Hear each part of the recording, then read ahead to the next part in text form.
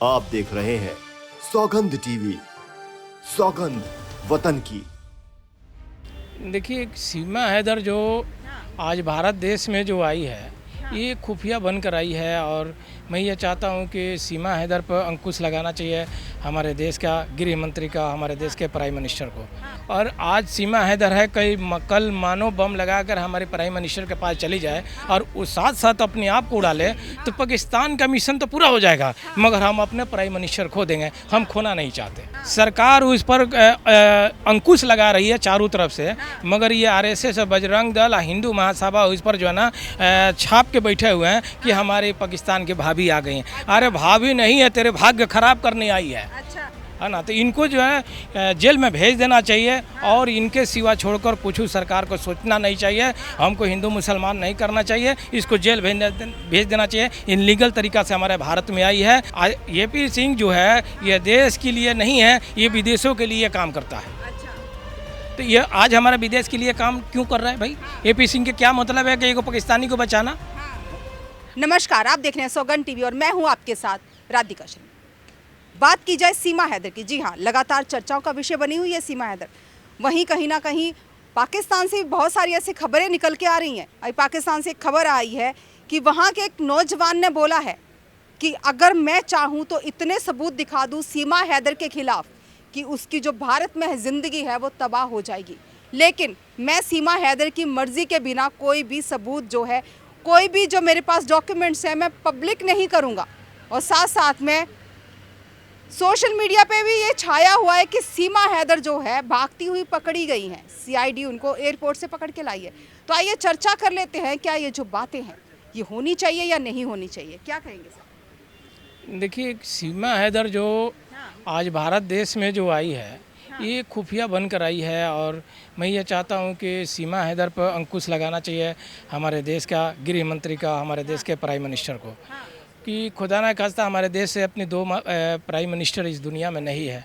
मैं बड़ी अफसोसजनक बात कहता हूँ कि हम देश के प्राइम मिनिस्टर को खोना नहीं चाहते। और आज सीमा हैदर है, कल मानो बम लगाकर हमारे प्राइम मिनिस्टर के पास चली जाए और उस साथ साथ अपने आप को उड़ा ले, तो पाकिस्तान का मिशन तो पूरा हो जाएगा, मगर हम अपने प्राइम मिनिस्टर खो देंगे। हम खोना नहीं चाहते।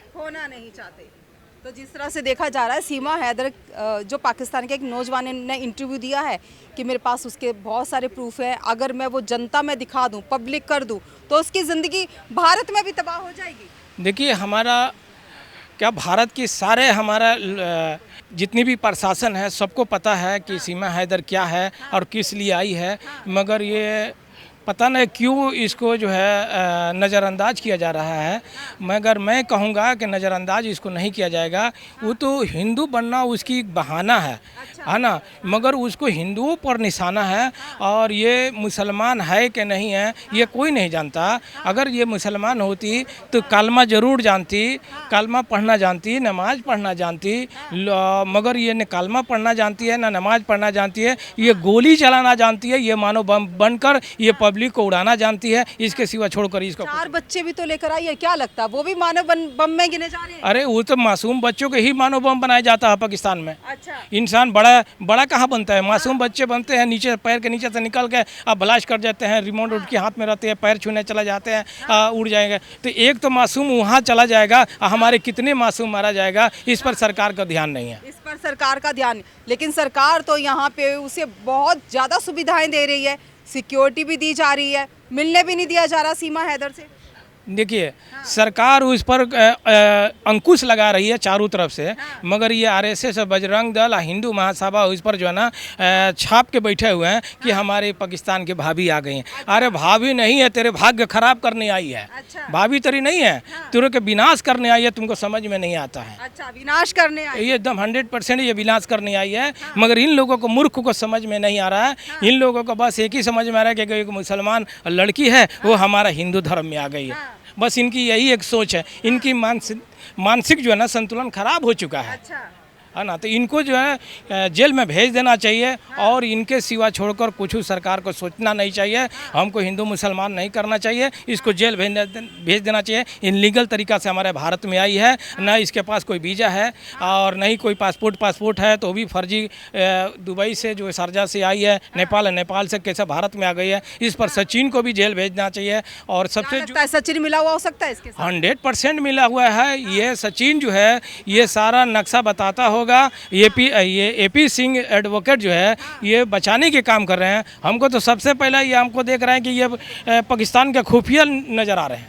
कौन? एपी सिंह? एपी सिंह को पाकिस्तान की खुफिया दिखाई दे रहे हैं कि सबसे जैसे मुर्गी अपने बच्चे को छाप के बैठ जाती है पंखों के अंदर लेके, वैसे एपी सिंह अपने सीमा के लेकर बैठे हुए हैं। कोई भी नहीं छुए, कोई टच नहीं करे। अरे भाई तो तू टच करेगा, जो लेकर आया वो नहीं, वो पीछे बैठा हुआ है वो तो।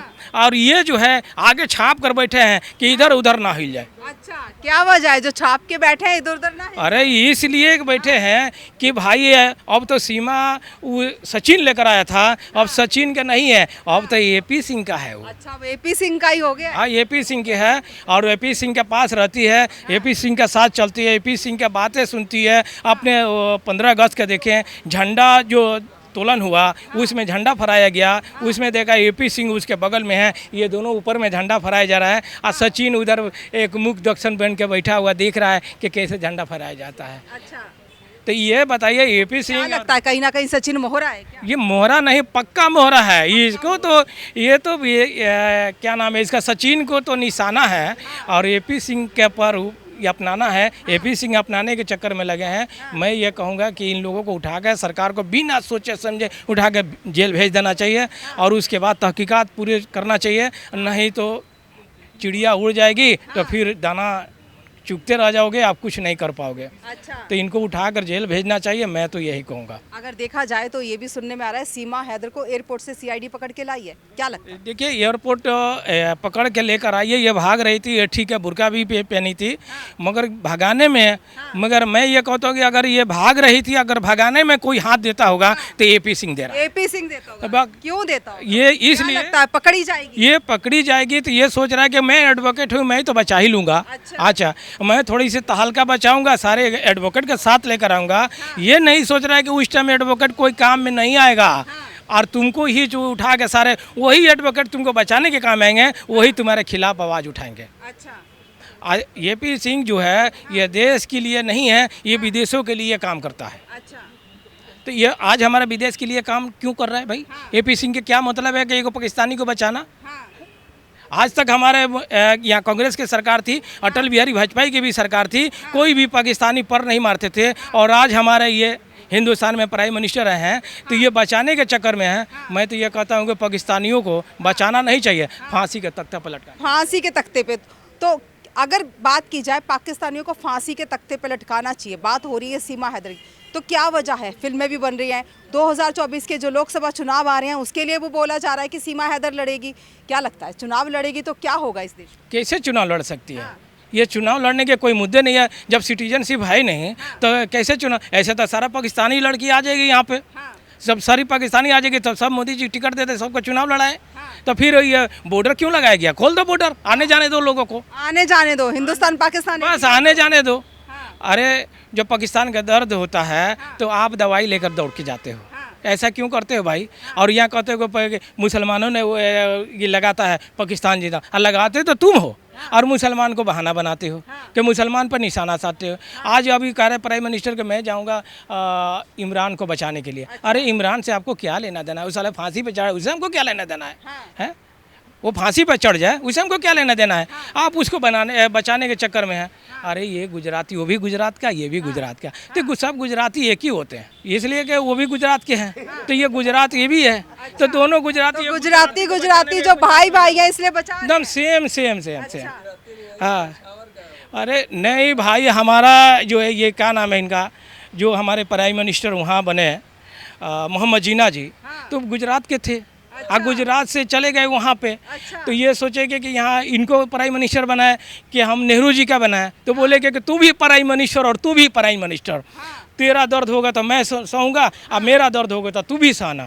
ये तो दोनों को सहने के लिए अलग अलग ये बन गए, मगर ये दोनों का दिल एक है, दोनों का मिजाज एक है। हम बेवकूफ़ हैं, आपस में लड़ते हैं, ये लोग आपस में बैठ के बिरयानी क्या चिकन बिरयानी, मटन बिरयानी ये बैठ के आपस में खाते हैं और हम लोगों को आपस में लड़ाते हैं और वोट हमसे ले लेते हैं। हम कहते हैं मोदी जी जिंदाबाद, अमित शाह जिंदाबाद, योगी जी जिंदाबाद। ये कहते हैं कि तुम साले सब मूर्ख के मूर्ख हो, हमारा पाकिस्तान जिंदाबाद। अच्छा जी, क्या बात है। तो ये अपने पाकिस्तान का गुण गाते हैं।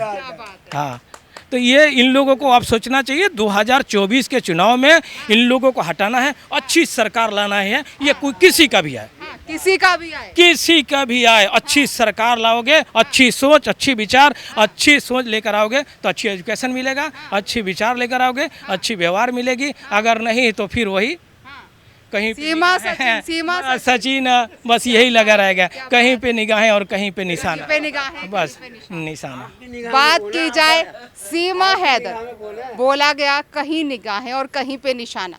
आपकी क्या राय, अपनी राय हमारे साथ जरूर साझा करें। इन्हीं सब खबरों के लिए जुड़े रहिए हमारे साथ, देखते रहिए सौगंध टीवी। कैमरामैन सुमित के साथ राधिका शर्मा। आप देख रहे हैं सौगंध टीवी, सौगंध वतन की।